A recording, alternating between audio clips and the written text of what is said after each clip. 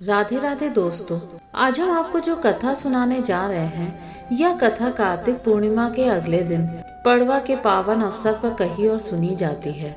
मान्यता है कि जो इस दिन श्रद्धा से चिड़ा चिड़ी की कथा सुनता है उसे कार्तिक स्नान और दान पुण्य का अनंत फल प्राप्त होता है। यह कथा हमें यह सिखाती है कि कर्मों का फल अवश्य मिलता है, चाहे जन्म बदल जाए पर परिणाम सदा हमारे साथ रहते हैं। तो आइए श्रद्धा और भक्ति के साथ सुनते हैं चिड़ा चिड़ी की अद्भुत कथा। एक बार की बात है, 4 चिड़िया थी। वह चारों ही कार्तिक का स्नान करती थी। पड़वा के दिन उन्होंने सोचा कि खिचड़ी बनाते हैं। सभी ने मिलकर घी, चावल तथा दाल का जुगाड़ किया और खिचड़ी बनाई। सबने सोचा कि पहले नहाकर आते हैं, फिर खिचड़ी खाएंगे। पहले एक चिड़िया नहाकर आ गई, बाकी नहीं आई। उसे भूख लगी थी तो उसने खिचड़ी की भाप खा ली।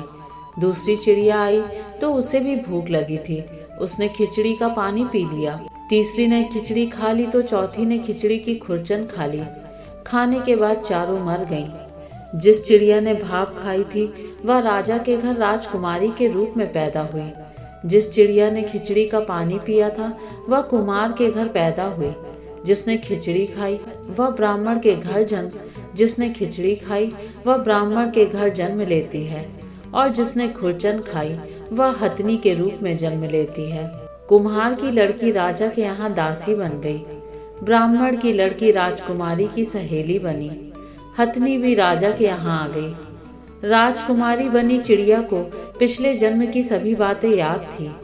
राजकुमारी का विवाह हुआ तो उसने राजा से कहा कि मैं अपने साथ इस दासी और अपनी सहेली को भी ससुराल ले जाऊंगी। तो राजा ने कहा ठीक है, ले जाना। राजकुमारी फिर भी नहीं गई तो राजा ने पूछा, तब उसने कहा कि मेरे साथ इस हथनी को भी भेज दो। लेकिन हथनी जाने को उठी ही नहीं। तब राजकुमारी उसके कान में पिछले जन्म की सारी बातें कह देती है, जिसे सुनकर हथनी अब उठ जाती है। राजा यह सब देख रहा था और उसने तलवार निकालकर राजकुमारी से कहा कि सच बता, तू कौन है, नहीं तो मैं तेरा सिर काट दूंगा। राजकुमारी ने राजा को सभी बातें सच बता दी। पिछले जन्म की सभी बातें सुनकर राजा बोला कि यदि कार्तिक स्नान का इतना महत्व है तब हम भी जोड़े से कार्तिक नहाकर दान पुण्य करेंगे। तो भक्तों, राजा और रानी ने उस दिन से प्रतिज्ञा ली कि वे हर वर्ष कार्तिक मास में स्नान, व्रत और दान अवश्य करेंगे। उन्होंने पूरे नगर में इस कथा का महत्व फैलाया ताकि सब लोग भी पुण्य प्राप्त करें। भक्तों, इसी कारण प्रतिपदा के दिन चिड़ा चिड़ी की यह कथा कही और सुनी जाती है। जो इसे श्रद्धा से सुनता है उसके जीवन से पाप, दुख और क्लेश दूर होते हैं और उसके घर में सुख, समृद्धि और शांति का वास होता है।